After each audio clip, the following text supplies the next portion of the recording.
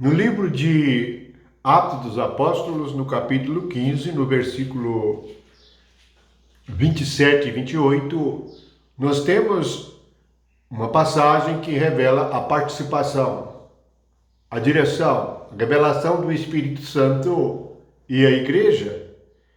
E a igreja que começava dirigida, ensinada e fortalecida pelo Espírito Santo. Na realidade, sem o Espírito, nós somos mortos. Sem o Espírito, nós não ouvimos, não vemos, não compreendemos e nada sabemos de coisas espirituais. Em se tratando de coisas humanas, quem sabe são os homens. Mas em se tratando de coisas espirituais, quem sabe é o Espírito.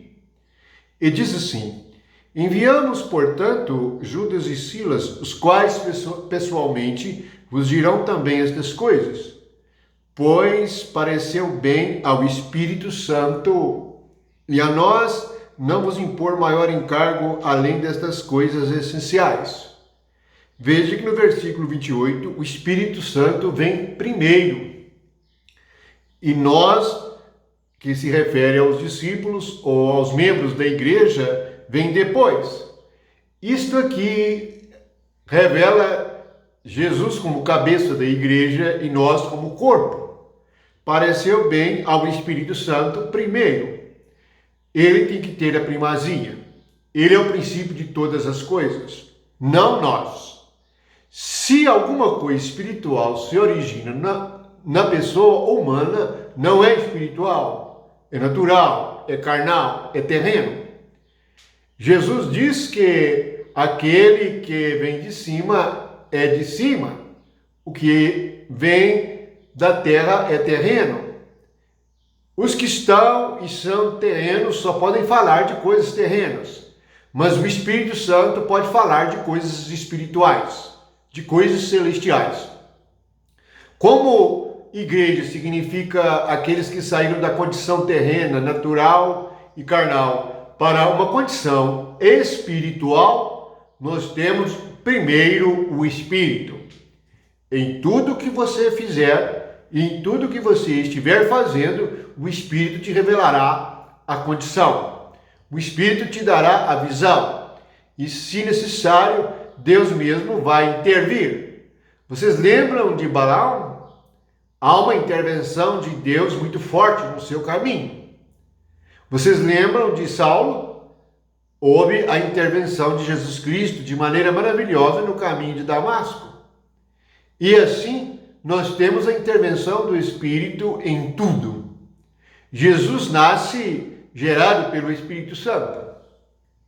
Jesus, como criança, é guiado e guardado pelo Espírito Santo.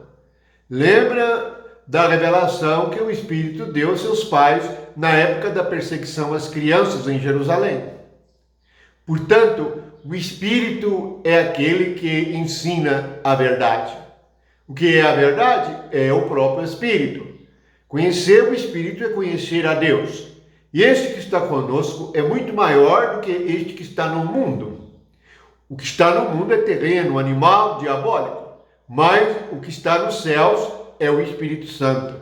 Ele é a própria natureza celestial. E ele veio e estará conosco todos os dias, até a consumação de todas as coisas.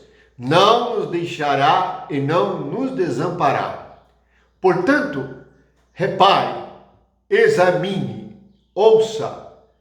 Você tem coisas iniciadas pelo Espírito? Jesus ensinou que o que nasce da carne é carne. Portanto, o pensamento que vem de nós mesmos não serve para a igreja. O que nasce do Espírito é Espírito. Portanto, o que se origina no Espírito Santo é que é para a igreja. Nascer de novo é para a novidade de vida, para uma nova criatura. É um novo princípio e uma nova maneira de pensar. Portanto, da próxima vez que for decidir, da próxima vez que for tomar decisões, ore ao Espírito Santo. Ore ao Senhor, o nosso Pai, no nome de Jesus Cristo, e Ele vos responderá. Porque, como está escrito, a nossa comunhão é com o Pai e o Filho, no Espírito Santo. Este é aquele que executa as coisas que Jesus fez. Ele é o executor da obra. E tudo que Jesus fez é aplicado em nossa alma, em nosso espírito. Por fim, o nosso corpo também receberá o poder de ressurreição do Espírito Santo. Nosso corpo será ressuscitado e renovado. Portanto, o seu comportamento, sua palavra e sua mente devem estar sob a influência, e sua decisão deve ser de acordo com o Espírito Santo. Por que há tantas divisões? Por que há tantas heresias? Por que há tantos dogmas fictícios?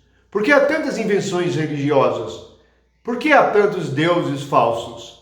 Por que a religião é tão desacreditada? Por que abandonaram o Espírito Santo? Você pode pregar Jesus, falar de Jesus e dizer que crê em Jesus, mas qual é o seu relacionamento com o Espírito Santo? Ele que Jesus disse: eu vos enviarei o Paráclito, o outro Consolador, e ele estará com vocês para sempre. Portanto, no dia de Pentecostes, este Espírito veio. E a primeira coisa que o Espírito termina é com a divisão, porque não há motivo de maior divisão do que as línguas. Note que aqui em Atos, assim que o Espírito chega, cada um fala a língua do seu vizinho, e assim uns podem entender uns aos outros, embora sejam de nações diferentes. Este é o milagre da unidade do falar. A igreja nunca deveria ter dois tipos de palavras, dois tipos de doutrina, dois tipos de entendimento. Não. Tudo deveria ser levado ao Espírito Santo. Ele deve ser ouvido, pois é ele que nos corrige e nos ensina. Na realidade, cada um de nós que cremos temos muitas coisas erradas em nossos corações que precisam de ser purificadas, precisam de ser aprendidas de maneira espiritual. A renovação da nossa mente, a mudança do nosso comportamento só se dará por meio da orientação espiritual, isto é, por meio do Espírito que está habitando em nosso espírito. Portanto, não leia as Escrituras para saber de histórias, mas procure perceber se isto está acontecendo na sua vida de fé.